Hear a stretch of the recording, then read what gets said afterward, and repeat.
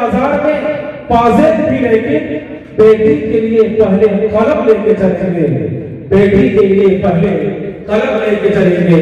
اب آئیے عدد و انشاء کے شخص سوار قلم، درس و تدریس کے گوہر نایاب حضرت اقدس حضرت مولانا غلام رسول صاحب قاسمی مقدس اللہ العلی مختلف مدرسہ عرفان العلوم مغل سرائے یوپی میں حضرت سے معتبرانہ گزارش کر رہا ہوں کہ حضرت اپنے خطاب نایاب سے ہم سامعین کو محظوظ و مستفیض ہونے کا موقع عنایت فرمائے، اور انشاءاللہ حضرت کی دعا پر ہی آج کے اس خوبصورت اجلاس کا اختتام بھی ہوگا۔ الحمدللہ نحمده ونستعینه ونستغفره ونؤمن به ونتوکل علیہ ونعوذ باللہ من شرور انفسنا ومن سیئات اعمالنا من یهده اللہ فلا مضل له ومن یضلل فلا هادی له ونشهد ان لا اله الا الله وحده لا شريك له ونشهد ان سيدنا ومولانا محمدا عبده ورسوله أما بعد أعوذ بالله من الشيطان الرجيم بسم الله الرحمن الرحيم اتل ما أوحي إليك من الكتاب وأقم الصلاة إن الصلاة تنهى عن الفحشاء والمنكر ولذكر الله أكبر والله يعلم ما تصنعون صدق الله العلي العظيم۔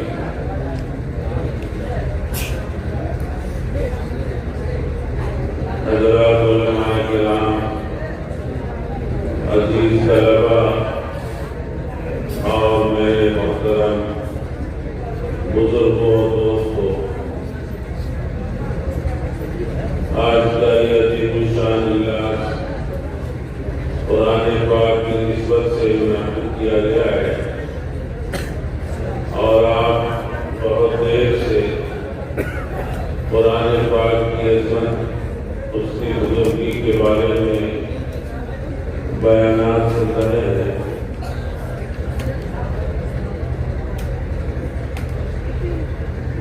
جو نبی بھی دنیا کے اندر آیا تو اس کو اللہ کی طرف سے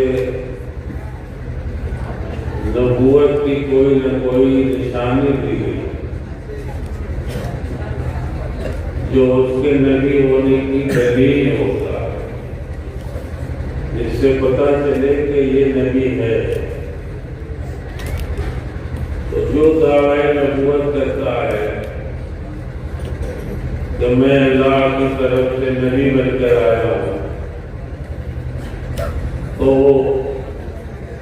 اس کو اللہ کی طرف سے کوئی نشانی ملتی،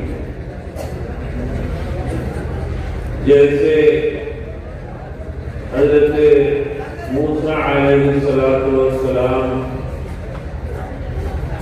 کو جو نشانی دی گئی وہ عصا اور ید بیضا کی نشانی،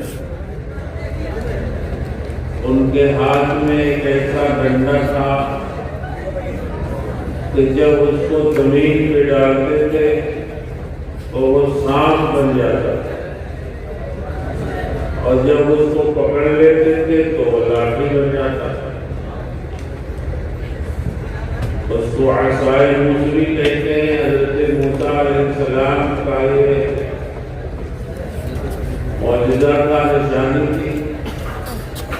ایک معجزہ ان کا یہ بیضا کا تھا کہ جب اپنے دائیں ہاتھ کو اپنے بغل میں یوں ڈال کر نکالتے تھے تو وہ چمکنے لگتا تھا، بہت ہی روشن ہو جاتا تھا، اس سے روشنی نکلتی تھی، چمک اٹھتی تھی۔ ید بیضا کا منظر تھا۔ حضرت صالح علیہ السلام تشریف لائے تو ان کی قوم نے بھی مطالبہ کیا، اگر آپ نبی ہیں تو ہمیں کوئی اپنی نبوت کی نشانی دکھا دیجیے۔ تو پہاڑ کی چٹان سے اللہ نے ان کے لیے ایک زندہ اونٹنی کو نکالا، ناقہ صالح علیہ السلام کی اونٹنی زندہ چٹان سے نکل آئی. یہ ظاہر ہے کہ یہاں انسان کے بس کی بات نہیں، پہاڑ سے زندہ اونٹنی نکل کے آئی.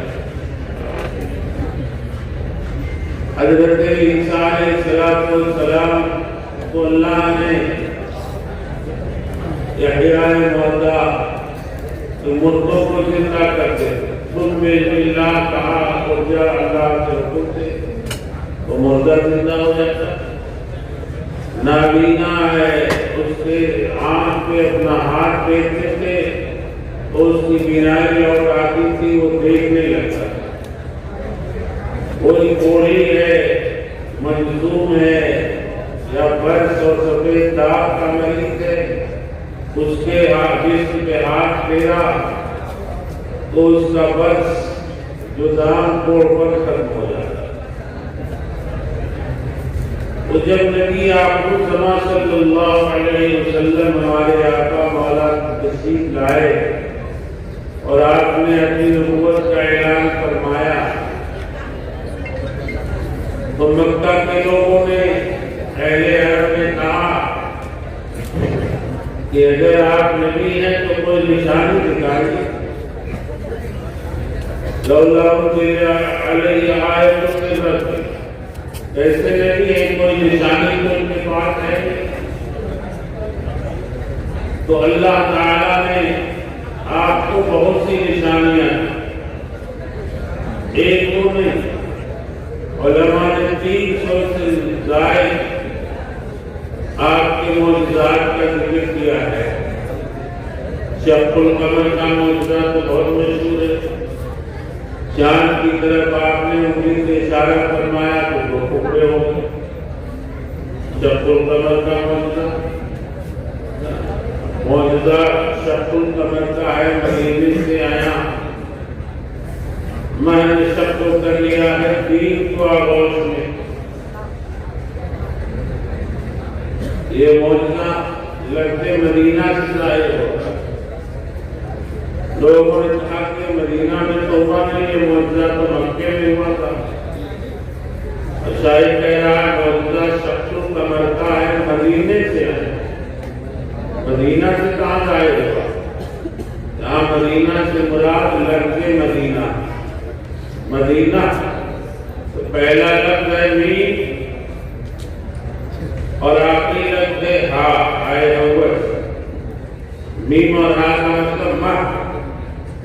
مہ کے معنی چاند ہوتا ہے، اور مہ یہ میم الگ ہو گیا اور ہا الگ تو 3 بجا مدینہ. تو اس نے اپنے آغوش میں لے لیا. ایک مرتبہ ابو جہل نے کہا میری مٹی میں بتاؤ کیا ہے، تو آپ نے فرمایا میں بتاؤں یا وہ چیز بتا دے جو مٹی میں ہے. حکم کریوں نے کلمہ شہادت اشہد ان لا الہ الا اللہ اشہد ان محمد رسول اللہ. بہت سارے معجزات آتے ہیں. پیالے کے اندر ہاتھ رکھ دیا تو اس کے اندر پانی ابلنے لگا. ایک پیالہ دودھ 70 سے زیادہ صحابہ کے لیے کافی ہو گیا. بہت سارے معجزات ہیں، لیکن آپ کا سب سے بڑا معجزہ، آپ کی نبوت کی سب سے بڑی جو نشانی ہے وہ قرآن پاک. سارے معجزات میں، سارے نشانیوں میں سب سے بڑا دائمی ہمیشہ رہنے والا جو معجزہ آپ کو عطا ہوا ہے وہ قرآن پاک. قرآن پاک جب اترنے لگا تو مکہ کے لوگوں نے کہا کہ یہ اپنے پاس سے بنا کر لاتے ہیں، گھڑ کے لاتے ہیں، پیش کر دیتے ہیں. ایسی باتیں تو ہم بھی کہہ سکتے ہیں.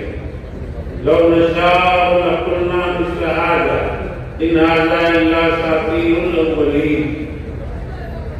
ہم بھی اگر چاہیں تو ایسی باتیں بنا کے لا سکتے ہیں.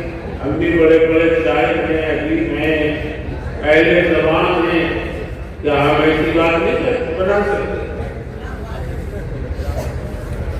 تو قرآن پاک نے اہل عرب کو چیلنج کیا. کہ نہیں بنا سکتے. ایسا کلام لانا تمہارے بس کی بات نہیں. تم لاکھ کوشش کرو. تو 4 جگہوں پہ قرآن نے شعر کیا ہے، تحدی کیا ہے. 7 سال قرآن نے اہل عرب کو، جو اہل زبان تھے، جو اپنے سامنے پوری دنیا کو عجم کہتے تھے، یہ سارے لوگ گونگے ہیں.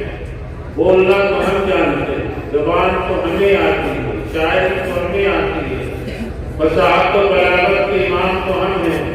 اور یہ بھی بڑے بڑے ادیب، بڑے بڑے شاعر، شعر و شاعری ان کی گھٹنی پہ پڑی ہوئی. ہر قبیلے کا ایک شاعر ہوتا تھا، عرب کا سب سے بڑا شاعر ہوتا تھا. بڑے بڑے شعراء اور ادباء اور بلغاء ان کے اندر پیدا ہوتے تھے. مکے میں ایک میلہ لگتا تھا جہاں سال میں 1 مرتبہ عرب کے تمام بڑے بڑے شعراء آتے تھے، اپنا کلام پیش کرتے تھے. اور نادرہ گنگانی، نادرہ ایک بہت بڑا شاعر تھا، وہ حکم ہوتا تھا فیصل جیسے، جس کے کلام کو کہتے ہیں نمبر 1 تو وہ نمبر 1 ہوتا تھا. اور اس کو خانہ کعبہ کی دیوار پہ لٹکایا جاتا تھا. اس قصیدے کو سال بھر وہ رہتا تھا، لوگ اس کو آ کے پڑھتے تھے، داد دیتے تھے. ایسے 7 قصیدے تھے جو کعبہ کی دیوار پہ لگائے گئے، معلق کیے گئے. 7 معلقات اس کو کہتے ہیں، کتاب میں چھپا ہوا. تو ان لوگوں کے لیے ایک بڑا چیلنج تھا. قرآن میں سب سے پہلے تو یہ کہا سورہ اسراء کے اندر کہ قُلْ لَئِنِ اجْتَمَعَتِ الْإِنسُ وَالْجِنُّ عَلَىٰ أَن يَأْتُوا بِمِثْلِ هَٰذَا الْقُرْآنِ لَا يَأْتُونَ بِمِثْلِهِ وَلَوْ كَانَ بَعْضُهُمْ لِبَعْضٍ ظَهِيرًا. پہلا جو چیلنج دیا قرآن نے تھا کہ اچھا قرآن جیسے کتاب تم بنا کے لاؤ. سارے انس و جن، جتنے انسان ہیں اور جن ہیں، سب اکٹھے ہو جائیں، جمع ہو جائیں، اور اس قرآن جیسا قرآن لانا چاہیں تو وہ ہرگز نہیں لا سکتے. لائی نہیں سکتے. قرآن نے کہہ دیا تم نہیں لا سکتے. خاموشی کھا گئی، کہیں سے قرآن بن کے آیا نہیں. تو پھر قرآن نے دوسری جگہ اعلان کیا سورہ ہود کے اندر، فَأْتُوا بِعَشْرِ سُوَرٍ مِثْلِهِ مُفْتَرِيَاتٍ. چلو پورا قرآن کو یہ بڑی بات ہے، 30 پارے نام دلا سکو گے، قرآن کی جیسی 10 صورتیں بنا کے لاؤ. 10 صورتیں لاؤ، بِعَشْرِ سُوَرٍ. پھر بھی خاموشی، کہیں سے کوئی جواب نہیں آیا. تو پھر تیسری جگہ سورہ بقرہ میں اللہ نے اعلان فرمایا، چیلنج کیا قرآن نے، وَإِن كُنتُمْ فِي رَيْبٍ مِّمَّا نَزَّلْنَا عَلَىٰ عَبْدِنَا فَأْتُوا بِسُورَةٍ مِّن مِّثْلِهِ وَادْعُوا شُهَدَاءَكُم مِّن دُونِ اللَّهِ إِن كُنتُمْ صَادِقِينَ. 10 صورتیں تو بہت بڑی ہیں، تم ایک سورت قرآن جیسی بنا کے لاؤ اگر تم سچے ہو. اور سب کو بلا لو، اپنے اعمال اور افسار کو، مددگار کو، سارے لوگ جمع ہو جاؤ. جتنے عرب کے، مکے کے، حجاز کے بڑے بڑے ادباء ہیں، علماء ہیں، شعراء ہیں، سب جمع ہو جاؤ اور قرآن جیسی ایک سورہ بنا کے لاؤ. یہ سورت وہ بھی نہیں رہا ہے کہ چھوٹی ہو بڑی ہو، جیسی بھی بناؤ. سورہ بقرہ جیسی بنانا ضروری نہیں. چلو اللہ نہیں جیسی بنا لو، العصر جیسی سورہ بنا لو. یہ چیلنج تیسری مرتبہ ہو گیا، لیکن کوئی جواب کہیں سے آیا نہیں. تو آخری میں سورہ طور میں 4تھی جگہ ہے، ہم یقولون تقولہ بل لا یؤمنون. کہتی ہے فَلْيَأْتُوا بِحَدِیثٍ مِثْلِهِ. کیا تم یہ کہتے ہو کہ یہ گڑھ پلا رہے ہیں محمد صلی اللہ علیہ وسلم؟ تو چلو تم اس قرآن جیسی کوئی بات بنا کے لاؤ. اب آیت بھی چھوڑ دو، 10 سورت بھی چھوڑ دو، پورا قرآن کا نہیں ہے. حدیث مثل، حدیث کوئی بھی بات قرآن कुरान जैसी होनी चाहिए, उसका मजमून जितना आली हो, उसमें तासीर हो, फसाहत बलागत हो, हिदायत हो, ऐसी कोई बात, ऐसा कोई कलाम तुम लाओ बना करके लाओ। तो एक साहब ने तो सूरह अल-कारिया के तर्ज से उन्होंने बनाया, जिसका मजाक कुछ अरबों ने उड़ा दिया, उन्हीं के लोगों ने कहा। कुरान में अल-कारिया वमा अदराका मल-कारिया, तो एक साहब ने बड़ा जोर लगाया वमा अदराका मल-कारिया, रब्बुहु कसीर व कुतुबुहु करीम। अरे हाथी जानते हो हाथी कैसा होता है? उसकी दुम छोटी होती है और उसकी सूंड लंबी होती है। ये बहुत बड़ा उन्होंने तीर मारा तो ये कलाम लेके आए, तो सारे लोग उसको सुन करके हंसने लगे और मजाक उड़ाने लगे। तो पूरी तारीख में ऐसी कोई मिसाल मिलती नहीं कि कुरान का कोई जवाब आया, इस कुरान के शहर का कोई जवाब। तो ये आज का सबसे बड़ा मौजूदा करार है। अल्लामा अली तंतावी मिस्र के बहुत बड़े अदीब गुजरे हैं, तकरीबन आज से 100 साल पहले। उन्होंने एक वाकया लिखा है कि उनका एक दोस्त था मुस्तशरिक, अमेरिका का एक बहुत बड़ा आलिम, ये ईसाई था, अरबी ज़बान का, जर्मन का, अंग्रेजी का माहिर था। तो उसने मजाक में कहा, क्या तुम भी कुरान को अल्लाह का कलाम मानते हो? तो इन्होंने कहा क्यों? तो कहा कि अच्छा, तो कहा कि चलो कुरान के अंदर एक मजमून है, उसको तुम बयान करो, हम लोग एक कोशिश करें। कहा क्या है? कहा कुरान में अल्लाह ने जहन्नम की वुसअत का बयान किया, जहन्नम बहुत वसी है। तो इस मजमून को आओ हम लोग मिलकर के बयान करें। तो बैठ करके उन्होंने 15 जुमले बनाए अभी। इन्न जहन्नम लवसियतुन, इन्न जहन्नम लवाक़िअतुन, इन्न फी जहन्नम लफ़ुसअतुन, इन्न जहन्नम लाउक़ा बिमा तज़ुन्नून, इन्न साअत जहन्नम ला यतसव्वर अक़लुल इंसान। मुख्तलिफ जुमले बनाए से पूरी कोशिश कर लिया, आपके पास हो गया, कहाँ हो गया। अब बताओ कि कुरान का कह रहा है जहन्नम की वुसअत के बारे में। तो मुसलमान उनके दोस्त, मुस्तशरिक के दोस्त ने कहा, जो अरबी थे, इन्होंने कहा कि देखिए कुरान जहन्नम की वुसअत का बयान इस अंदाज में करता है। यौम नक़ूलु लिजहन्नम हल इम्तलअत व तक़ूलु हल मिन मज़ीद। क़यामत के दिन जब अल्लाह ताला जहन्नम के अंदर तमाम जहन्नमियों को डाल देंगे, लाखों करोड़ों अरबों, सारे जहन्नमी जहन्नम में चले जाएंगे। उसके बाद जहन्नम से हम पूछेंगे, ए जहन्नम बता क्या तेरा पेट भर गया? तो जहन्नम क्या कहेगी? हल मिन मज़ीद, क्या कुछ और भी है? इतना कुछ होने के बाद, इतने लोगों को डालने के बाद भी वो कहेगी कि हल मिन मज़ीद। कुरान इस तरह उस वुसअत का बयान करना। वो कहने लगा, सदक़्त राम, सदक़्त, सही कहा तुमने, सही कहा, बिल्कुल हम आजिज़ हैं, यकीनन ये कुरान अल्लाह का कलाम। और मेरे अजीज दोस्तों, इतना बड़ा कलाम वही इलाही हमें आपको मिला है। अगर हम उसकी कदर ना करें तो हमसे ज्यादा नाशुक्रा नागुज़ार करो।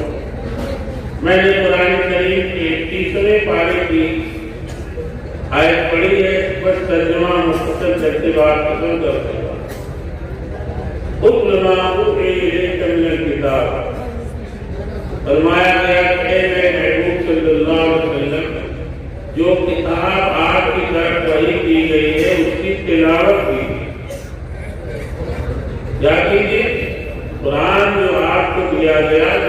آپ کے اوپر اتارا گیا ہے، اس کتاب کی تلاوت کی، تلاوت کرنا، الفاظ کی تلاوت۔ دیکھیے ایک بات سنیے، پہلے تو تلاوت کا جو لفظ ہے یہ آسمانی کتابوں کے لیے خاص ہے۔ تلاوت کرنا قرآن کی تلاوت انجیل اور زبور کے لیے استعمال ہو، دنیا کے اور کسی کتاب کے لیے تلاوت کا لفظ نہیں ہے۔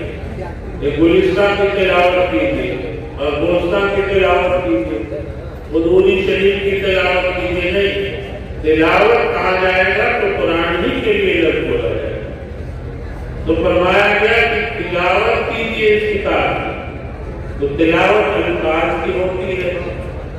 تو حکم نبی کو دیا گیا، جب نبی کو یہ دیا گیا ہے تو کیا ہم اس سے مخاطب ہیں؟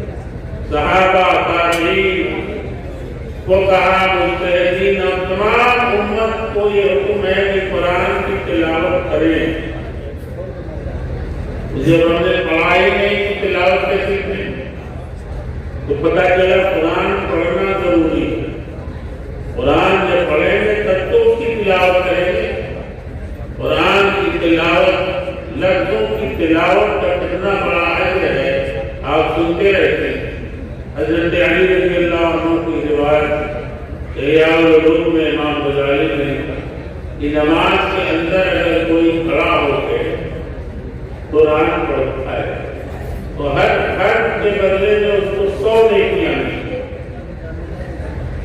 اور اگر قرآن کو وضو کر کے نماز کے باہر پڑھتا ہے تو اس کو 50 نیکیاں ملیں، اور اگر وہ قرآن کریم کو بلا وضو پڑھتا ہے تو اس کو 10 نیکیاں ہر سے ملے۔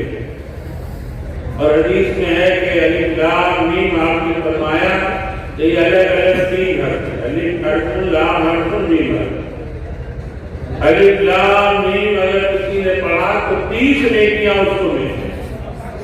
تو جو 1 پارہ پڑھے، 2 پارہ پڑھے، 5 پارہ پڑھے، بتائیں آپ اندازہ کر سکتے ہیں کتنی نیکیاں اس کے نام میں اعمال ہو جاتی ہیں۔ حکم ہوا کہ اتل ما اوحی الیک من الکتاب، جو کتاب آپ کی طرف وحی کی گئی ہے اس کی تلاوت کیجیے۔ چنانچہ آپ کے مقاصد نبوت میں قرآن میں ہے یتلو علیہم آیاتہ ویزکیہم ویعلمہم الکتاب والحکمہ۔ 3 مقصد نبوت کو اللہ نے بیان فرمایا کہ آپ قرآن کی آیتیں پڑھتے ہیں، پڑھیں، ان کی تعلیم کریں، ان کا تذکیہ کریں۔ تو قرآن کریم کی تلاوت کرنا یہ ضروری ہے ہر مسلمان کو پڑھنا۔ نماز میں تو اس کے بغیر نماز ہی نہیں ہوگی۔ قرآن جب تک نہ پڑھا جائے نماز ہوگی نہیں ہوگی۔ اس کے علاوہ گھروں میں قرآن کی تلاوت، آج ہمارے گھروں میں قرآن کی تلاوت کا معمول ہے۔ ہم ٹی وی چلاتے ہیں، گانے بجاتے ہیں، موبائل چلاتے ہیں، لیکن قرآن کی آواز ہمارے گھروں میں نہیں آتی، نہیں ہوتی۔ نحوستیں پھیل رہی ہیں، شیاطین کا قبضہ ہو رہا ہے، بے برکتی ہو رہی ہے، بیماریاں آ رہی ہیں۔ لوگ آتے ہیں، مولانا صاحب ذرا تعلیم دے دیجیے، روزی میں برکت نہیں، پیسے آتے ہیں پتہ ہی نہیں چلتا کہاں سے لگا، بڑی بیماریاں لگی ہوئی ہیں، ایک ابھی ٹھیک نہیں ہوا دوسرا ہاسپٹل پہنچا۔ تعویذ سے صرف کام نہیں چلے گا۔ قرآن کریم اللہ کا کلام بابرکت اپنے گھروں میں پڑھیں، اس کی آواز پورے اپنے گھر میں پھیلائیں، اس کی برکت آپ دیکھیں، سکون اور راحت میسر ہو۔ آپ کے گھر میں جان میں مال میں برکت ہوگی۔ اللہ کے کلام میں ایک نور ہے، ایک روشنی ہے، وہ نور پھیلتا ہے تو ہر طرف برکت ہی برکت ہوتی ہے۔ حدیث شریف میں ہے کہ جس مکان کے اندر سورہ بقرہ پڑھ دی جائے اس میں شیطان نہیں رہتے۔ اب ہم سورہ بقرہ پڑھتے اتنی لمبی ہمیں یاد نہیں، دیکھ کے بھی نہیں پڑھ سکتے، زبانی پلٹ باندھتے۔ تو قرآن سیکھیں پہلے اور پھر اس کی تلاوت کریں. صرف سیکھنا کافی نہیں ہے، پڑھنا ہے. پابندی سے اس کی تلاوت ہمارے گھروں میں. حفاظ کے لیے علماء کہتے ہیں کہ 2 پارہ کم سے کم اس کو نماز میں پڑھنا ضروری ہے. اس کو محفوظ رکھنے کے لیے قرآن بڑا مستقبل ہے، یہ یہاں سے چھوڑ دیں گے تو نکل جائے گا. حضرت حافظ حامد صاحب شہید رحمۃ اللہ علیہ فرماتے تھے کہ یہ جنم روگ ہے، ایک بار حافظ ہو گئے تو زندگی بھر اس کو پڑھنا پڑے گا، اس کو یاد رکھنا پڑے گا. یہ نہیں کہ آپ حافظ ہو گئے تو پگڑی بن گئی تو آپ قرآن کی تلاوت سے غافل ہو جائیں گے، نیاز ہو جائیں. ہمیشہ اس کو پڑھنا ہے، نماز میں پڑھنا ہے، گھر میں پڑھنا ہے، نوافل میں پڑھنا ہے. قرآن کی تلاوت کثرت سے کریں. اور صرف تلاوت لفظوں کی کافی نہیں بلکہ اس کے معنی کو بھی سمجھنا. قرآن لفظ اور معنی دونوں کا نام ہے، صرف الفاظ کافی نہیں ہوتے. حکم ہے اتل ما اوحی الیک من الکتاب، جو کتاب بذریعہ وحی آپ کو دی گئی، اللہ نے اس کو بھیجا ہے جبریل علیہ السلام کے ذریعے. نزل بہ روح الامین، اس کو لے کر روح الامین یعنی حضرت جبریل آئے. نزل بہ روح الامین علی قلبک، آپ کے دل کے اوپر اس کو اتارا. لتکون من المنذرین، تاکہ اس کے ذریعے آپ لوگوں کو ڈرائیں اور سمجھائیں.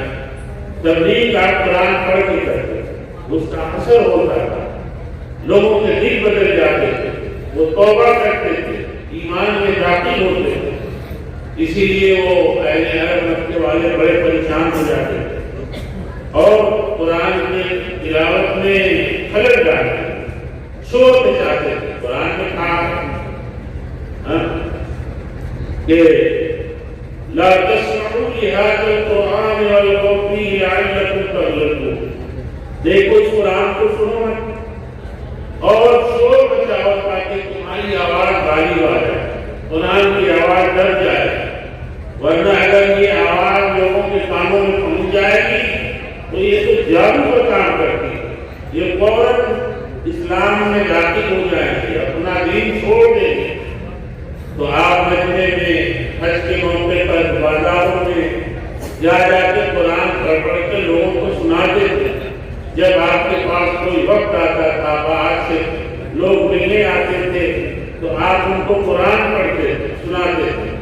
جہاں وہ قرآن سنتے تھے اب اللہ کا کلام اور نبی کی زبان مبارک تو ایسا اثر ہوتا تھا کہ فوراً ہی وہ حلقہ خاموش اسلام ہو جاتا. آج ہمارے دل سخت میں قرآن پڑھا جاتا ہے، ایسا نہیں ہوتا. لیکن نبی کی زبان سے جب قرآن صاحب وحی کی زبان سے جب قرآن کی تلاوت ہوتی تھی تو لوگوں کے دل پسیج جاتے تھے، دیکھ کر تارے ہونے لگتے، رونے لگتے تھے. اِذَا سَمِعُوا مَا أُنزِلَ تبلیغ ہو منظم میں جب وہ سڑکیں پائے میں آئے تھے کہ جب وہ سنتے ہیں قرآن کو تو ان کے آنسو بہنے لگتے، آنکھیں ٹکٹوا جاتی. قرآن میں وہ تاثیر ہے، قرآن میں وصل ہے. جب ہمارے آپ کے کلام میں، ہماری باتوں میں اثر ہے، ہم کسی کو کہہ دیتے ہیں کوئی جملہ ایسا جو ناگوار ہو، کسی کو کہہ دیا نالائق ہو، تم گدھے ہو، تم بیوقوف ہو، تو اس کا اثر اس کے اوپر ہوتا ہے، تمتما جاتا ہے، غصے میں آ جاتا ہے. یا ہم کسی کی تعریف کر دیتے ہیں، ارے آپ ماشاء اللہ کیا کہنا ہے، آپ کا تو جواب ہی نہیں ہے، آپ اتنے اچھے آدمی ہیں. تو وہ خوش ہو جاتا ہے، پھول کا ایک دم غبارہ ہو جاتا ہے کہ انہوں نے میری تعریف کر دی. تو ہماری آپ کی باتوں کا اثر ہوتا ہے. تو اللہ کا کلام ہے، اس کا اثر نہ ہوگا. اس لیے کلام الہی میں اتنا اثر ہے کہ ہم اس کو اگر پڑھیں گے تو ہمارے دل کی جو قدورت ہے، ظلمت ہے، وہ دور ہوگی، دل روشن ہوگا، دماغ روشن ہوگا اور اس کا اثر ہمارے اوپر پڑے گا. ہم ایک مثال دیا کرتے ہیں، دارالعلوم دیوبند میں جب ہم پہ پڑھتے ہیں وہ ساتھ محترم مولانا میرال الحق صاحب فضل مدرسین کے ابو داؤد شریف پڑھا رہے تھے تو انہوں نے ایک حدیث کی سند سنائی اور کہا کہ دیکھو یہ حدیث کی جو سند ہے اس کی خاصیت ہے، اگر اس کو پڑھ کر کسی ایسے آدمی کا دم کا ہو جس کو بھیشو نے کاٹا ہو تو اس کا درد فوراً اتر جاتا ہے، اور حاشیے پہ لکھا ہے وہ جو پہ نہیں کرارا اتنا بار بار تجربہ کیا گیا ہے، تو ہم نے وہ بات نوٹ کر لی ہے، اور جب ہم پڑھ کے آئے تو اتفاق سے گاؤں میں گئے تو ایک بچہ تھا وہ کھیت میں گھاس کاٹنے گیا تھا، وہ بھیشو نے کاٹ دیا، وہ تڑپ رہا تھا اور لوگ اس کو گھیرے ہوئے تھے، وہ زمین پہ لوٹ رہا تھا، تو ہم نے کہا کیا بات ہے، تو لوگوں نے کہا بھیشو کاٹ دیا، ابھی بالکل نوجوانی کی داروں سے باری ہو کر آئے، تو ہم نے کہا اس کا تجربہ ہے، تو ہم نے اس کو پھونکا، یقین جانیے پھونکنا تھا کہ اٹھ کے بیٹھ گیا، اتنا جلد اس میں سر ہوا کہ میں تو حیرت میں پڑ گیا جیسے جادو کا ہوں، اور کیا چیز ہے وہ چند راویوں کے نام، کوئی حدیث کا جملہ نہیں، قرآن نہیں، کوئی آیت نہیں ہے، وہ ایک سند ہے ان لوگوں کے نام جو اس روایت کو بیان کرتے ہیں، مسدد ابن مسرح ابن مسربل ابن معربل ابن معاور ابن ارندل ابن غرندل ابن مسدد، یہ نام ہے سارے، تو اب ان ناموں میں اتنا اثر ہے کہ اس سے پڑھ کے پھونکو تو جادو وہ زہر اتر جاتا ہے کسی کا، اب قرآن میں اتنا اثر ہوگا، کلام الہی میں کیا خاصی ہوگی، تو ہم اس سے غافل ہیں، ہمارے دل کیونکہ بالکل گندالو ہے گناہوں کو اس کا اثر نہیں ہوگا، ورنہ قرآن کہہ رہا ہے لو انزلنا ھذا القرآن علی جبل لرأیتہ خاشعا متصدعا من خشیۃ اللہ، پہاڑ کو کاٹ دیتے تو یہ ریزہ ہو جاتا، یہ اس کتاب کو اس کی عظمت کو برداشت نہیں کر سکتا، تو میرے بزرگوں دوستوں اتنا بڑا کلام اس کی تلاوت سے اگر ہم محروم ہیں تو بہت بڑی عمر سے محروم ہیں، تو قرآن نے کہا اتل ما اوحی الیک من الکتاب، جو کتاب وحی کی گئی ہے اس کی تلاوت کیجیے، تو گھر میں مرد بھی کریں، عورتیں بھی کریں، بچے بھی کریں، بچیاں بھی کریں، تلاوت کا ماحول بنائیں، گھر میں قرآن پڑھیے، اور آگے فرمایا نہیں ہے کہ اقم الصلاۃ،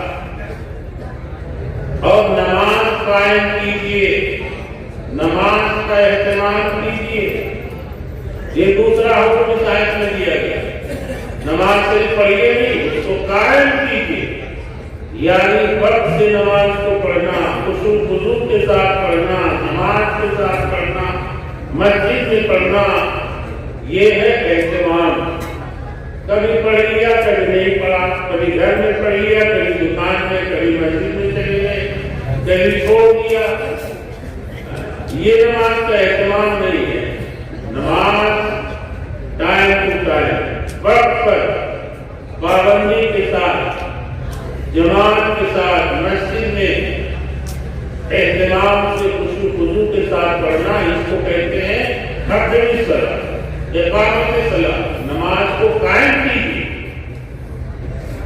کیوں؟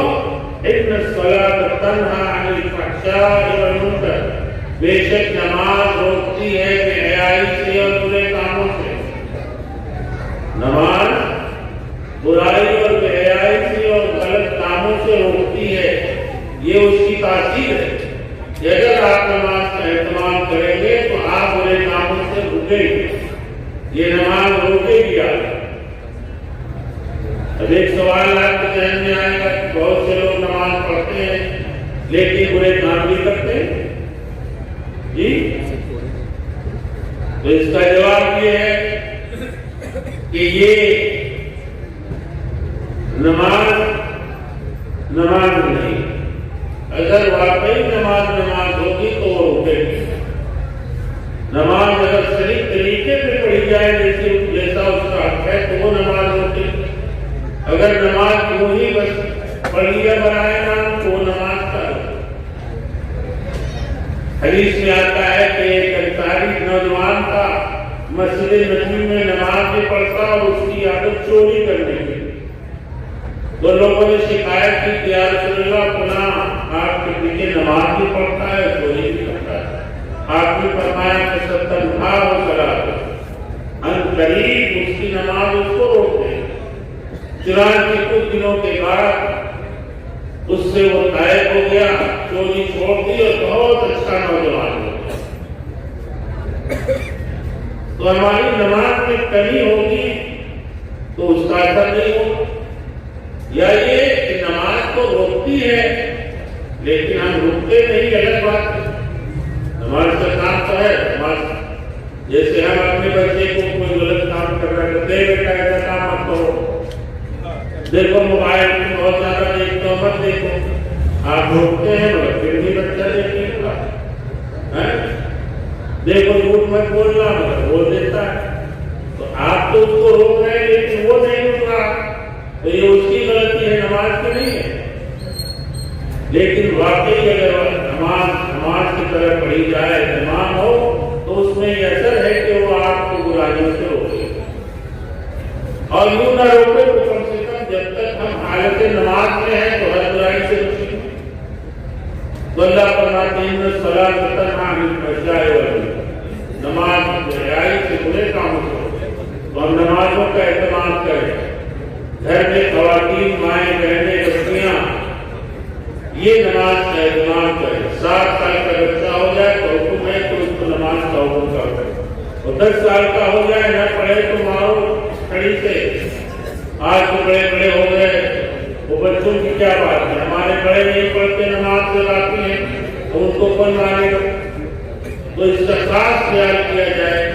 وَلَذِكْرُ اللَّهِ أَكْبَرُ، دیکھیے اللہ کا شکر، اللہ کی یاد سب سے بڑی چیز۔ اپنی صلاۃ ذکر، یہ ساری عبادتیں اللہ کو یاد کرنے کے لیے، اللہ کے ذکر کے لیے، چاہے نماز ہو، روزہ ہو، حج ہو، زکات ہو، کتنی عبادات ہیں، اس کا مقصد ہے اللہ کی یاد، اللہ کو یاد کرنا، اللہ کا ذکر کرنا، کہ ہم اللہ کے ذکر سے غافل نہ ہوں۔ ہمیشہ ہماری زبان پہ اللہ کا نام ہو، سبحان اللہ، الحمدللہ، اللہ اکبر، چلتے پھرتے قیام و قعودوں والا کیوں بھی اللہ کی یاد سے کبھی غافل نہ ہو۔ یہ اللہ کی یاد سب سے بڑی چیز ہے۔ فَاذْكُرُونِي أَذْكُرْكُمْ، تم مجھے یاد کرو میں تمہیں یاد کروں گا۔ ذکر کا سب سے بڑا فائدہ یہ ہوتا ہے کہ جب بندہ اللہ کا ذکر کرتا ہے تو اللہ اس کا کرتا ہے۔ اگر وہ مجمع میں ذکر کرتا ہے تو اللہ تعالیٰ فرشتوں کے مجمع میں اس کا تذکرہ کرتا ہے۔ تو ذکر کرنا، اور سب سے افضل ذکر ہے لا الہ الا اللہ، یہ افضل ذکر ہے۔ اسی لیے صوفیاء کرام، بزرگان دین خانقاہوں میں ذکر کی تلقین کرتے ہیں، تسبیحات بتلاتے ہیں، 12 تسبیح ہے، اس کا ذکر کرو، اس سے دل روشن ہوتا ہے، دل کی خطورت ختم ہو جاتی ہے۔ اس لیے میرے عزیزوں کو صحیح بات ہے، بات میری لمبی ہوگی، وقت کم ہے، بس میں لمبی بات کرنے کا عادی بھی نہیں ہوں۔ اللہ تعالیٰ ہم سب کو عمل کی توفیق نصیب فرمائے، اور آج کا یہ قرآن پاک کا جو اجلاس ہے مدرسہ روح المسلمین کی طرف سے، اللہ رب العزت اس کو بہت قبول فرمائے، اور یہاں سے ہم نے جو سنا اس کو، اس کا تاثر اپنے دل و دماغ میں لے کے آئے، صرف سن کے نہ جائیں۔ یہ بہت قیمتی موقع آپ کو مدرسے نے فراہم کیا، علماء کرام کی زیارت ہوئی، ان کے بیانات ہوئے، حفاظ کرام کے دستار بندی کا منظر آپ نے دیکھا، تو ایک نورانی ماحول بنا، ہمارے دلوں میں خشیت پیدا ہوئی، رفت پیدا ہوئی، اس کو برقرار رکھیں۔ انشاءاللہ اس سے ہمیں اور آپ کو بھی دنیا کا دونوں فائدہ ہوگا۔